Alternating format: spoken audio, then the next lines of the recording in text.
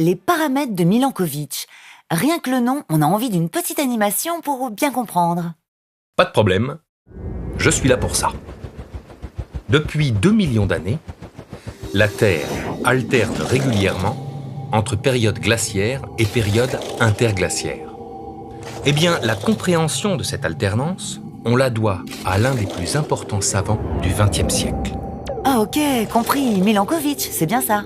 Exact, Milutin Milankovitch. En fait, ces glaciations et déglaciations sont directement liées à l'ensoleillement de la Terre, à la chaleur qu'elle reçoit, si tu préfères. Eh bien, cette chaleur n'est pas constante et varie en fonction de 3 paramètres astronomiques que l'astronome serbe a découverts. D'où le nom paramètre de Milankovitch. Absolument. Le premier paramètre, c'est l'obliquité de la Terre. On le sait tous, la Terre tourne sur elle-même autour d'un axe incliné. Cette inclinaison est d'ailleurs responsable des saisons. Quand la Terre se présente de cette manière face au Soleil, vous le voyez, les rayons du Soleil sont beaucoup plus concentrés dans l'hémisphère nord que dans l'hémisphère sud. C'est l'été dans l'hémisphère nord et l'hiver dans l'hémisphère sud. 6 mois plus tard, c'est l'inverse. Les rayons du Soleil sont plus concentrés dans l'hémisphère sud, où c'est l'été, que dans l'hémisphère nord, où c'est l'hiver. Seulement, l'inclinaison varie, cycliquement, tous les 41 000 ans. Actuellement, elle est de 23,26 degrés, mais depuis 1 million d'années, elle a varié entre 21,9 degrés et 24,5 degrés. Vous l'aurez compris, plus l'axe est incliné, plus les saisons sont contrastées et inversement. Ok, jusqu'à présent, je suis. Et le deuxième paramètre ? Le second paramètre, c'est l'excentricité. On le sait aussi, la Terre tourne autour du Soleil en 365 jours, un peu plus. Seulement, la trajectoire qu'elle emprunte oscille tous les 100 000 ans entre un cercle presque parfait et une ellipse.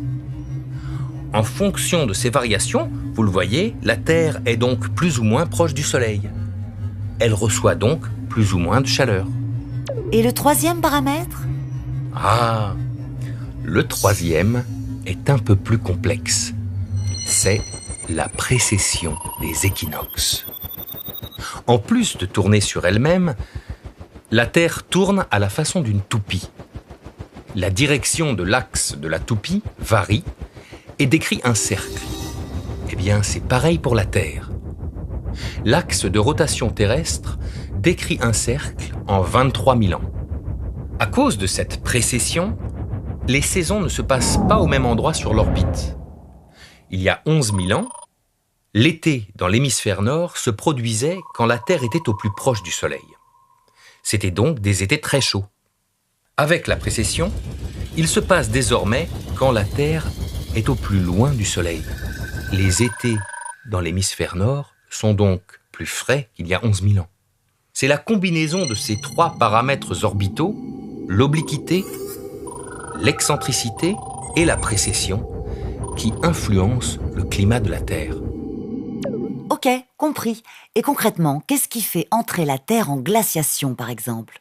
Si la Terre cumule, par exemple, un axe de rotation peu incliné, une orbite faiblement elliptique et avec des étés qui se produisent loin du Soleil, par exemple, des étés donc frais, la glace accumulée en hiver ne fondra pas pendant l'été. Cela favorisera une entrée en phase de glaciation. Depuis 2 millions d'années, c'est donc au rythme de ces paramètres orbitaux que la Terre alterne entre des cycles glaciaires d'environ 100 000 ans et des cycles interglaciaires plus chauds et plus courts d'environ 10 000 ans. Nous sommes aujourd'hui dans une période interglaciaire inhabituellement longue, qui a débuté il y a 11 000 ans. Elle devrait encore durer 40 000 ans avant de voir la prochaine période glaciaire.